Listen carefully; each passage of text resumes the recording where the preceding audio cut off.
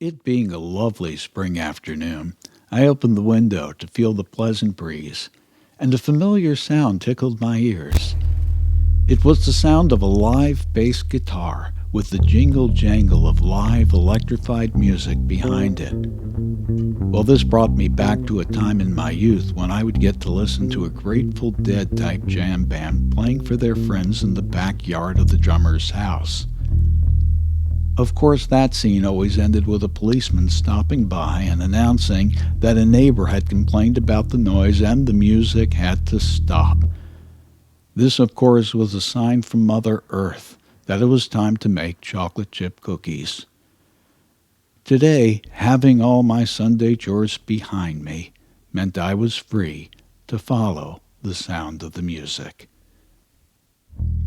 As I sprung from my house with a sense of joy, I hear the sound of breaking glass.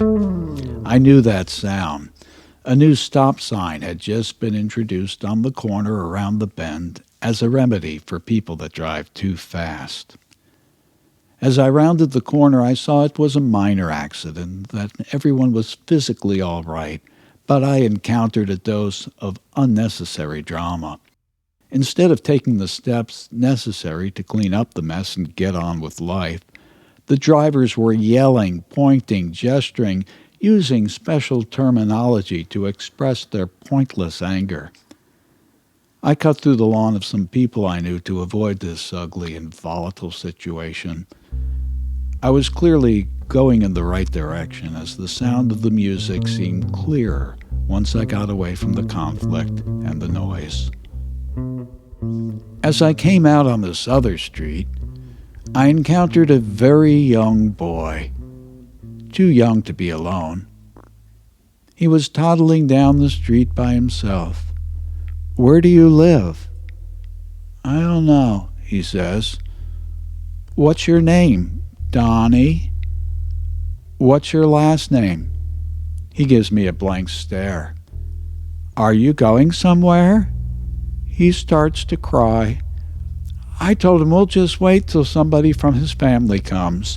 So I start telling him a fantastic story about how I wandered away from home when I was his age. It wasn't really true, but the story had a point, and I hope it was a pleasant distraction from his troubles at hand. After a short while, I see a lady running down the street. It was his mother, and she gave me a big thank you for watching her child. I thought that maybe he, too, was just following the music. I certainly was trying to follow the music when I was a wee lad, and I think of all the wrong turns that had left me in limbo. Somehow, I always found my way back. Live Dead still inspires me, leads me to that other place, same as it did so many years ago. So I continued on my way following the music, and a lady stops and asks me if I had $3 I could lend her. She was coming from a job and she just realized she had no money to get home on the bus. I gave her all the money I had, and I realized I was very close to the music now. There it was. I saw a group of folks hanging around a house down the street. I figured this must be it. Mr. Charlie, yeah, great jammin' tune. Same music, different decade, and apparently a different generation. This band was really good. I wandered into the big backyard where the music was coming from, and there seemed to be a modest gathering of friends. A friendly-looking young man with glassy eyes greets me. "Tim," he says, and he puts out his hand. I shake his hand. "Joshua, this band has really got it."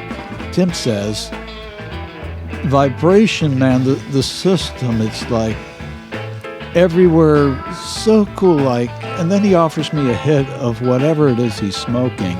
I tell him no thanks, I'd like to take the music just as it is. As usual, I was a misfit in a group of misfits.